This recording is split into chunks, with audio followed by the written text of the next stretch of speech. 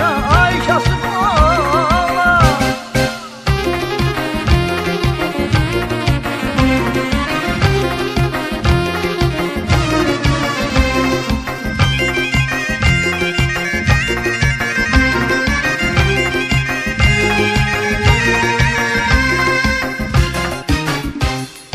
Ne vaxtdır 30'dan geçib bir yaşım, ben düşüb saçına ağarıb başım.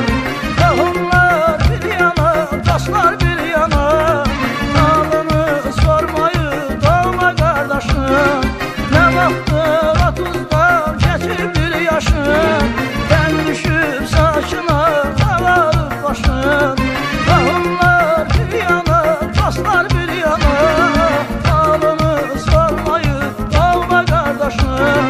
senin de sevgiline severim var, gülerle yolunu gözleyenim var.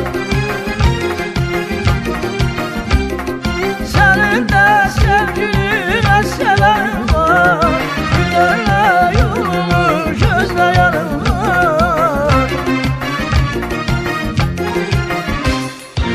Ömür boyu tenha yaşa ay kasıb oğlan, hayatını tek yavur başa ay kasıb oğlan. Ömür boyu tenha yaşa ay kasıb oğlan, hayatını tek yavur başa ay kasıb oğlan.